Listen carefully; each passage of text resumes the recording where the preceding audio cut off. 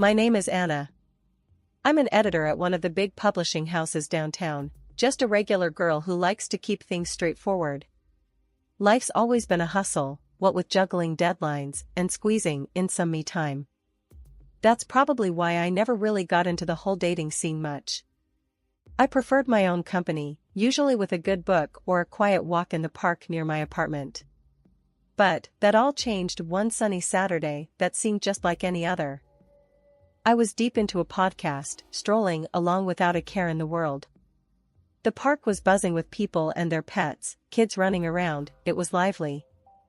I guess I lost track of where I was walking because the next thing I knew, a guy on a bicycle nearly collided with me.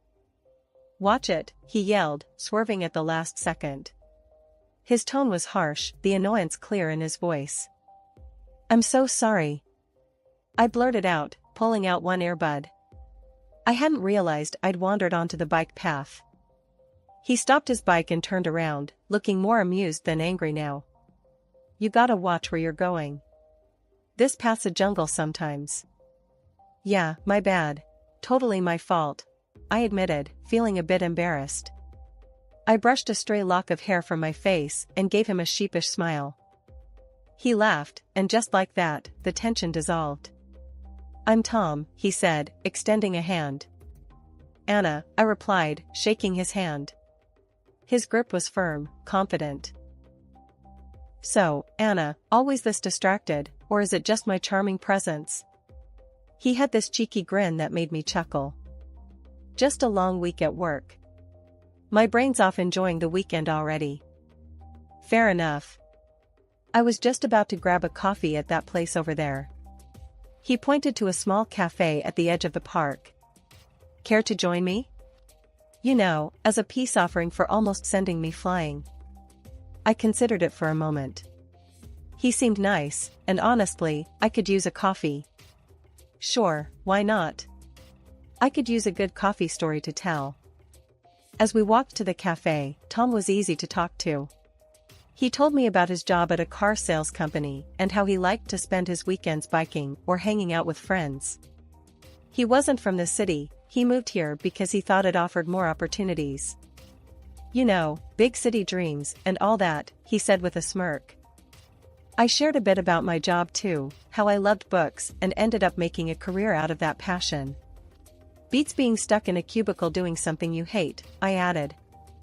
We reached the cafe and ordered our coffees. While we waited, I couldn't help but notice how comfortable I felt around him. It was strange because usually, I'm a bit reserved around new people. But with Tom, the conversation just flowed. After meeting Tom, we started hanging out more. He was funny and easygoing, but it wasn't long before I started noticing little things that bugged me.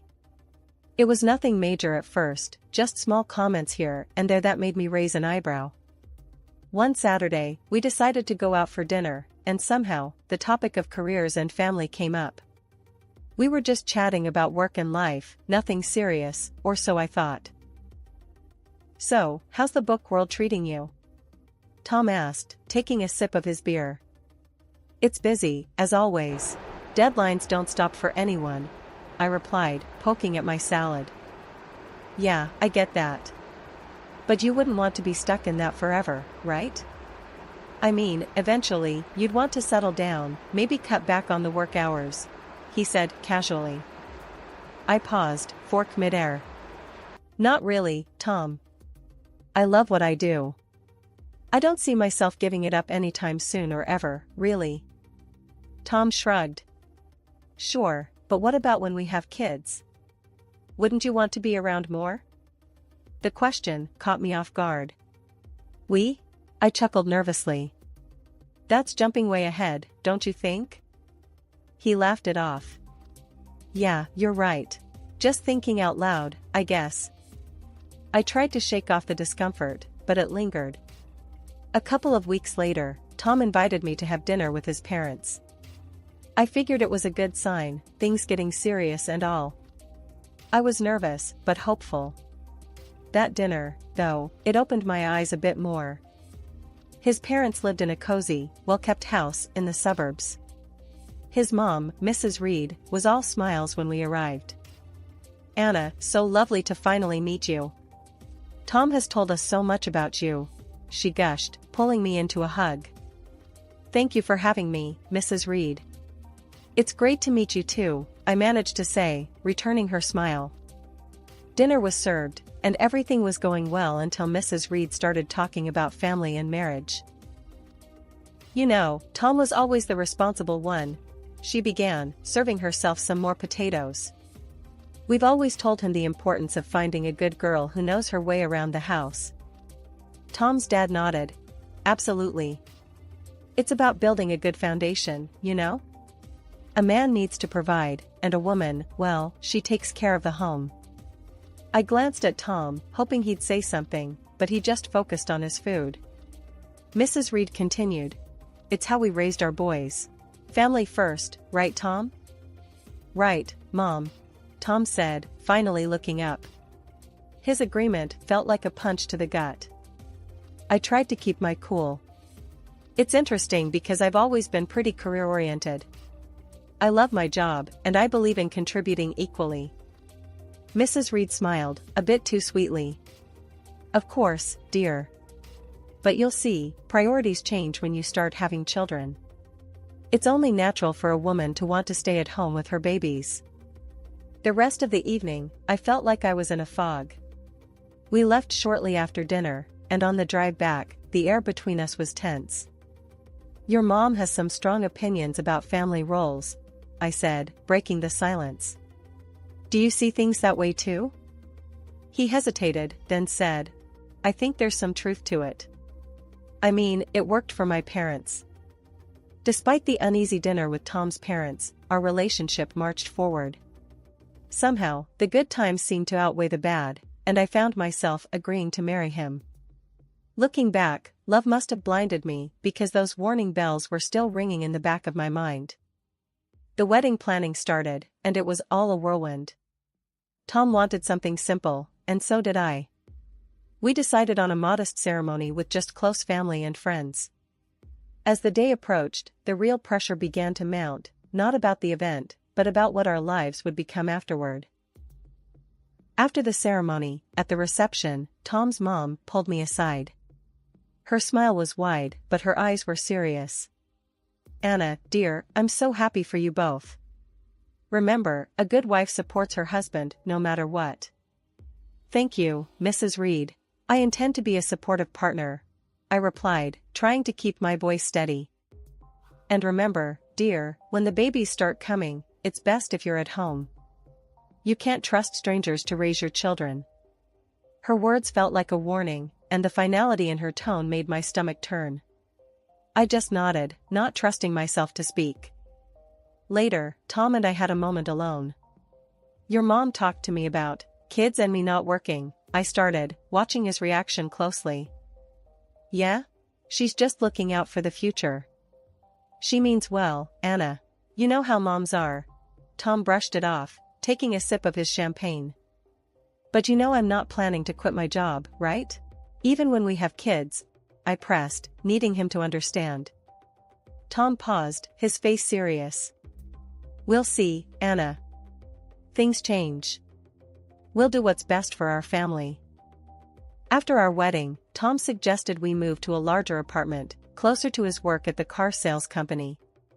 The place was nice, bigger than our old one, but it was right next door to his parents' house. I had my suspicions about why he chose this particular spot, but I agreed, hoping for the best. Once settled, the reality of our new life together began to surface. Tom started bringing up his idea of a traditional family more often, where he would be the breadwinner and I would handle the household and eventually, the kids. One evening, we sat down with our finances spread across the dining table, a mess of bills and budgets under the dim light. I tried to show him how keeping both our jobs was more beneficial, especially with the economy being unstable. Look at these numbers, Tom. With both incomes, we're not just getting by, we're actually saving. It makes no sense for me to quit my job, I said, pointing at the spreadsheet. Tom shook his head, pushing the papers away slightly. It's not just about the money, Anna. It's about having a real family life. Like my parents had. I sighed, my frustration growing. But it's not the past, Tom. Things are different now. We both need to contribute. He didn't seem convinced, and the discussion ended with a heavy silence. The situation got more complicated with his mother, Mrs. Reed, living so close. She dropped by often, unannounced, each visit with a new critique about how I was managing our home. One afternoon, I was sorting through some work emails when she came in. Without a greeting, she started inspecting the house, wiping her finger along the bookshelf, looking for dust. "Anna, you really should focus more on keeping a cleaner house. A dusty home is not a healthy home," she said, her tone sharp. I clenched my teeth, trying to keep my cool. "I cleaned yesterday, Mrs. Reed.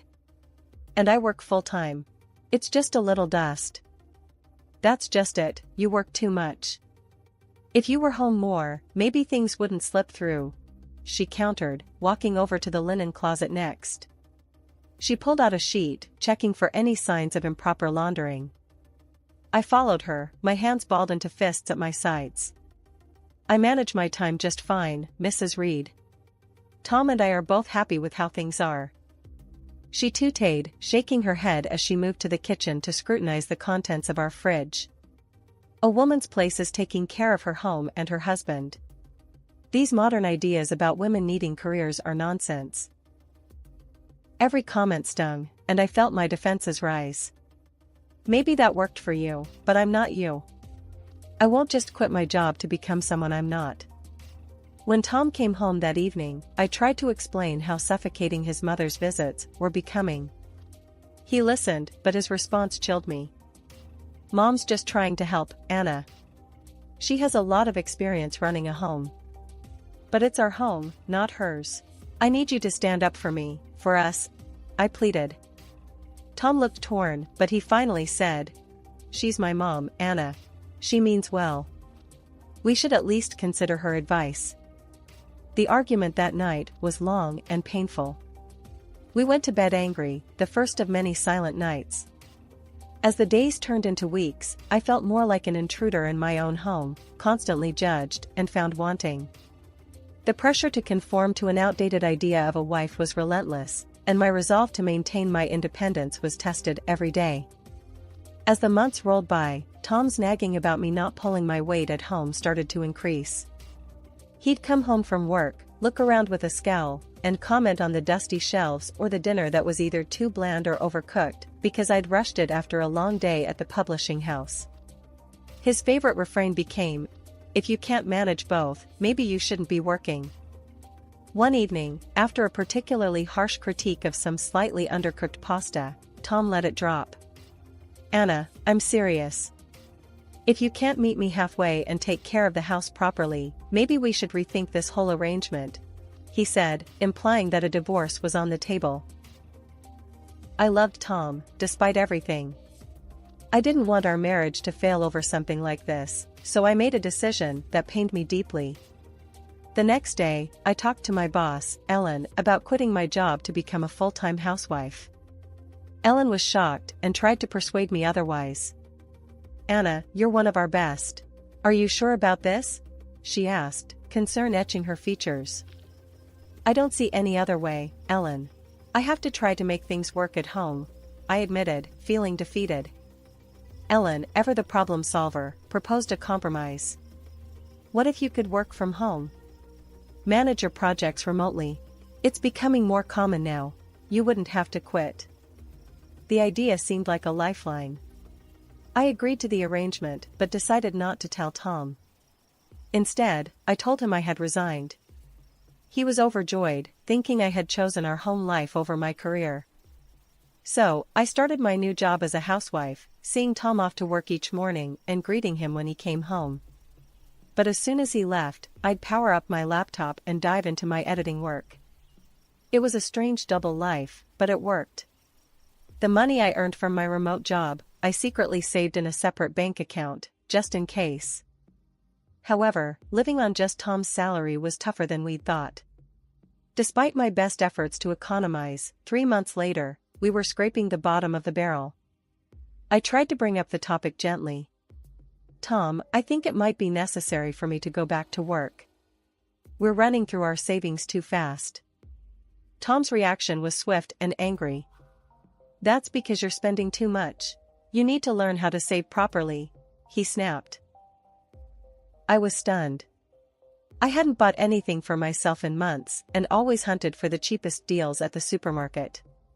His words hurt deeply, and I felt a mix of anger and humiliation.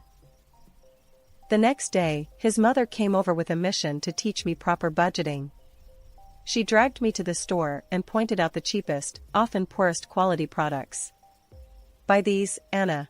Stop wasting money on expensive stuff, she lectured as we walked down the aisles. Back home, she showed me how to dilute dish soap to make it last longer.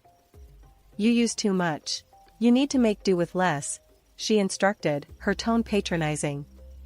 She even started checking my receipts, scolding me for any purchase she deemed unnecessary.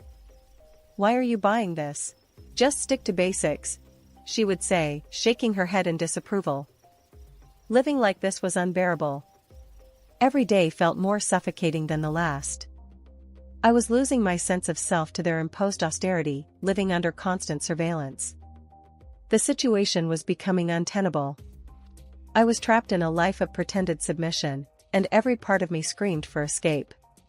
But for now, I held on, biding my time and planning my next steps carefully.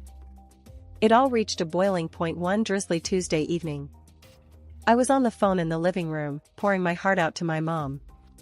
I just don't know how much more I can take, Mom. His mother is constantly over here, teaching me how to stretch $1 until it screams. I get it, we need to save, but this is too much. Mom's voice was a mix of concern and anger. Anna, that's not normal. You need to have a conversation with Tom about boundaries. It's your home too, not just his or his mother's playground. Just as I was nodding, feeling a bit strengthened by my mom's support, Tom stormed in from the other room, his face red with anger. He must have heard me complaining. He snatched the phone right out of my hand. A wife shouldn't be complaining about her husband and mother-in-law like some street gossip, he snapped into the phone before hanging up. I was shocked, my hands shaking a bit. Tom, you can't just grab my phone and talk to my mom that way. Oh, I can't. Maybe if you had some respect for us, I wouldn't have to. His voice was rising, and I could see the veins in his neck bulging. Tom, listen to yourself. Can't you see this isn't healthy? I pleaded, hoping to reach some part of him that remembered what love felt like. But he was beyond reason. Healthy? My mom was right. I should never have married you. His words cut deeper than I would have expected. That's enough, Tom. I'm your wife, not some puppet you and your mom can control. I shot back, my own anger flaring up now. Then act like it or leave, he shouted, his face just inches from mine. I stared at him, disbelief and sadness warring inside me. You want me to leave? At 4 a.m.? It's dark and pouring rain outside. If you don't like how things are, then yes, get out. His eyes were cold, unyielding. I knew then that nothing I could say would change his mind or the situation. Shaking, I grabbed a few essentials, my laptop, some clothes, and my phone. I went for my purse next, but Tom was quicker. He grabbed it first, holding it out of my reach. You think you're leaving with this? I earned this money, not you. Fine, keep it, I said, my voice hollow. I couldn't believe this was happening. I called a taxi and waited by the door, my heart pounding. The taxi pulled up, and I stepped out into the cold night air, the rain drenching me immediately. As I climbed into the car, a sense of surreal calm settled over me. I was doing this. I was leaving. At the hotel, as I lay in the unfamiliar bed, I couldn't help but feel a surge of relief amidst the turmoil. Despite everything, I hadn't quit my job. My secret savings account, unknown to Tom, was now my lifeline. The first light of dawn was barely peeking through the curtains when I got up. I hadn't slept much, the weight of my decision pressing down on me through the night. Today was the day I would take control back. I had an appointment with a lawyer to talk about filing for divorce. It felt surreal, like a scene from someone else's life, not mine. The lawyer's office was a stark, unassuming place tucked between a row of old brick buildings. Inside, Mr. Henderson, my lawyer, was a straight-talking man who wasted no time. "Let's get down to business," he said as soon as I sat down. "You're here to file for divorce, correct?" "Yes," I confirmed, my voice steadier than I expected. "I can't go back to the way things were." Mr. Henderson nodded, his face serious. "All right. I'll need all the details. Any joint accounts, property, anything that needs untangling." We spent the next hour going over everything. He explained the legal process, what I could expect, and what my rights were. He was thorough, ensuring I understood every step before drawing up the necessary documents. "You'll need to serve these to your husband," he instructed as he handed me the envelope, sealed with a stamp that felt like the seal on my old life. Armed with the divorce papers, I went back to the apartment I had shared with Tom. He was still asleep, probably exhausted from last night's fallout. The apartment felt different as I packed my things. Every item I tucked away marked the end of another shared chapter. By the time I finished packing, Tom was stirring. He wandered into the kitchen, bleary-eyed and clearly confused to see my bags piled by the door. "What's going on?" he mumbled, scratching his head. I didn't have much to say, just actions to take. Instead of answering, I handed him the envelope. "These are for you," I said, my voice void of the emotion I felt churning inside. Tom tore open the envelope, a frown forming as he scanned the contents. "Divorce?" he laughed, disbelief lacing his tone. "You think you can just walk out and everything will be all right?" He looked up from the papers, his eyes cold. "Come back when you're ready to apologize, and maybe I'll consider taking you back. But remember, you'll have to listen to my mother from now on." The absurdity of his words almost made me laugh, but I held it back. "I'm not coming back, Tom. I'm done. We're done." Walking out of that apartment, the air felt different, crisper, almost hopeful. I went straight to a new place I had rented days before, small, but mine alone, a place where I could start rebuilding. Each step felt heavy, but right. A few weeks after moving in, I was back at the office, fully immersing myself in the whirlwind of publishing deadlines and author meetings. Being around my colleagues again, feeling the familiar rush of a fast-approaching deadline, it reignited a spark in me that I thought I had lost. Days at the office turned into weeks, and soon, I was back to my old routine, juggling manuscripts and deadlines with a newfound efficiency, fueled by my recent personal upheavals. It felt good to be back, really good. The familiar landscape of texts and typos was more comforting than I could have imagined. During this time, I reconnected with old friends, people who had known me long before Tom. We gathered for drinks after work, shared meals on weekends, and slowly, I started feeling more like myself than I had in years. Their laughter and light-hearted teasing grounded me, and in their company, I rediscovered parts of myself I'd forgotten. A few months into this new phase of my life, an unexpected call came. It was Tom. His voice was awkward, tinged with a desperation I wasn't prepared to handle. "Hey, I got laid off. Things are pretty rough," he started, his words stumbling over each other. "I was thinking, maybe you could help me out? Financially?" The request hung in the air, audacious and somewhat insulting, given our history. "And, maybe we could start over. Rebuild. I mean, if you apologize to me and my mom, show some commitment here." His voice trailed off, hopeful yet uncertain. I couldn't help it, I burst out laughing. The sheer absurdity of his proposal, after everything, was too much. "Tom, you really think I'd come back, support you and your parents, after you kicked me out? You're out of your job, and suddenly all your high and mighty principles flew out the window?" There was a pause on the line. "So, that's a no?" He sounded smaller somehow, deflated. "Tom, I'm doing well. Really well. And honestly, I'm enjoying my freedom too much to give it up again. I hope you find your feet, but it won't be with me." My words were firm, the final nail in the coffin of our relationship. After hanging up, I felt a surge of empowerment. Tom's call, although ridiculous, had affirmed something vital for me. I was truly free now, and no offer or plea was going to change that.